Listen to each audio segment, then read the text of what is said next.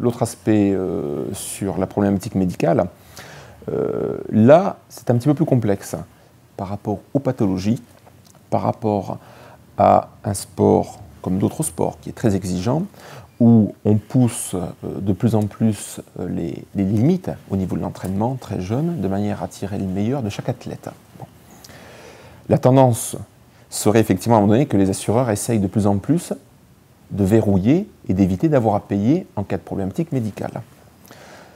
Pour s'assurer d'avoir la meilleure vision et d'être le plus impartial possible, puisque l'objectif c'est de défendre les intérêts des joueurs sur le marché de l'assurance, dans notre équipe, nous avons un médecin conseil, un médecin salarié du cabinet, qui travaille sur l'ensemble des dossiers sur le volet médical, aussi bien pour les nouvelles adhésions que pour les modifications à la hausse ou à la baisse en termes de garantie et de capitaux. Pourquoi ? Dès l'instant qu'un joueur va avoir un besoin de garantie à la signature de son contrat professionnel par rapport à son maintien de salaire, comme on l'a vu, automatiquement, on va faire un petit peu le tour de sa situation médicale. Là, ce que l'on a fait, en fonction des antériorités du joueur, des blessures importantes, pas importantes, courtes, longues, moyennement courtes, moyennement longues, en fonction des termes des assureurs, hein, et on fait appel à notre médecin conseil qui systématiquement va viser et vérifier déjà que les éléments qui sont transmis par le joueur et surtout par le médecin du club sont concordantes et qu'on a bien tous les éléments à notre possession. Et partant de là, le dossier est transmis à l'assureur qui, au travers de son pool médical, donc les médecins qui analysent, vont donner des garanties pleines, mais peuvent également mettre ce qu'on appelle les exclusions. Ça veut dire qu'un joueur qui a eu des problèmes relativement importants sur un genou, et qui n'était pas assuré avant, d'où la nécessité de s'assurer relativement tôt, à ce moment-là, le joueur, en disant, l'assureur va dire oui, on va l'assurer sans aucun problème. On ne fait aucune majoration tarifaire par rapport à la situation médicale du joueur. C'est pas du tout comme ça qu'on procède. On ne pénalise pas sur le plan financier, on prend tout le monde dans les mêmes conditions, excepté qu'on va exclure une antériorité sur un genou, sur une cheville, qui a été déjà endommagée, accidentée à plusieurs reprises. À ce moment-là, pour être sûr que l'assureur n'aura pas tendance à essayer d'exclure le plus possible de choses et donc éviter de payer. On sait bien que, bon, comme d'autres professions, les assureurs aiment bien prendre l'argent, encaisser les primes, mais pour les faire payer, on entend souvent « Ah, ils discutent beaucoup, ils mettent beaucoup de temps ». Ça, c'est pas possible au cabinet. On a défini un protocole médical où on a listé l'ensemble des pathologies spécifiques aux joueurs de football professionnels. Le fait de les avoir listés nous a permis de pouvoir regarder articulation par articulation chaque élément au niveau du genou, l'interne, l'externe, au niveau des chevilles, c'est-à-dire tous les éléments du corps qui ont tendance à cogner, à frapper au niveau des joueurs, pour définir clairement le type d'exclusion que l'assureur va mettre, les modalités de maintien ou de révision de cette exclusion, et en cas de levée d'exclusion, sa durée, qu'elle ne soit pas abusive, et la contrepartie de la levée par rapport à certains examens. Donc, dans l'équipe, le médecin conseil salarié du cabinet, qui lui analyse les dossiers, va également tous les ans et tous les 6 mois, le protocole médical est rediscuté, aménagé, et on le fait évoluer de manière à éviter les abus et les dérives des assureurs que l'on pourrait tendance à avoir et que l'on a malheureusement des fois dans d'autres situations, dans d'autres domaines d'activité.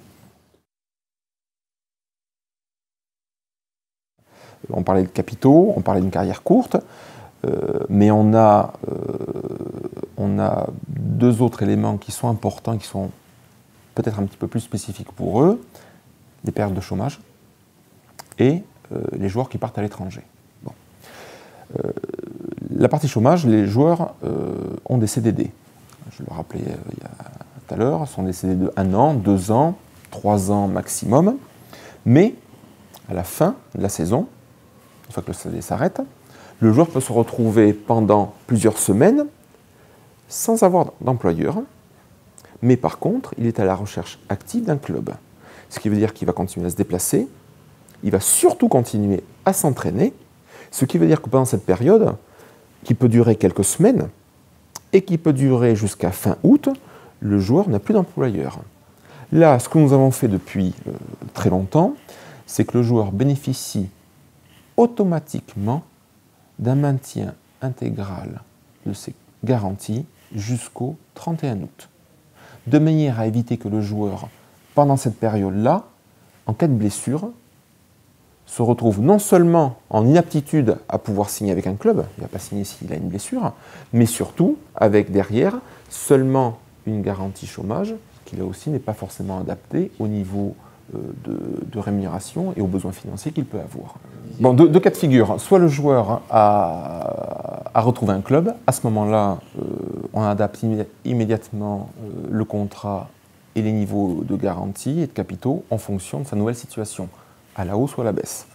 Dans le cas où le joueur, malheureusement, n'a pas encore retrouvé de club et d'employeur à partir du 1er septembre, à ce moment-là, il va avoir une possibilité qui existe au cabinet depuis très longtemps, c'est de maintenir tout simplement un niveau de garantie forfaitaire par rapport à ce qu'on appelle la perte de licence, c'est-à-dire la garantie d'un capital en cas d'arrêt de carrière, jusqu'à la fin du mercato d'hiver, jusqu'au 31 janvier.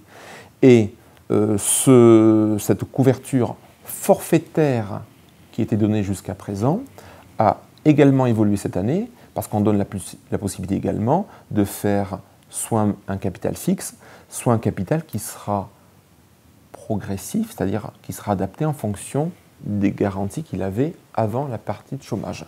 Mais on laisse tout simplement la liberté aux joueurs de prendre cette option-là. Le fait de la prendre, elle permet tout simplement d'éviter, en cas de nouvelle signature d'un contrat auprès d'un club, et donc d'un nouveau contrat d'assurance un mois après, que les assureurs et surtout les médecins aillent chercher des antériorités médicales et mettent en place des exclusions. On rentre vraiment dans la partie plus interne, pas forcément stratégie, mais effectivement vision, positionnement sur aujourd'hui ce qu'a fait ESA, avec les autres services et l'UNFP, et de savoir demain où est-ce qu'on veut aller. Et surtout où est-ce qu'on veut aller, comment on y va et pourquoi. Les évolutions, elles sont multiples. Bon, les clubs ont les mêmes problématiques en termes de besoins de capitaux et de garanties, mais surtout de capitaux, que les joueurs de football professionnels à titre individuel.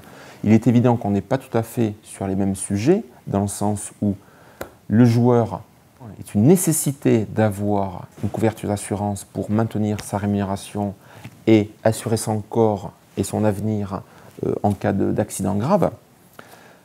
Et ça concerne le joueur uniquement. Le club a la même problématique, mais en tant que club qui, à un moment donné, a investi dans les centres de formation massivement pour pouvoir avoir des joueurs de qualité, et qui dit joueurs de qualité, dit joueurs à valeur marchande. Et à ce moment-là, les clubs se retrouvent avec des problématiques à assurer leur actif. Ce qui fait la valeur d'un club, c'est la valeur des hommes.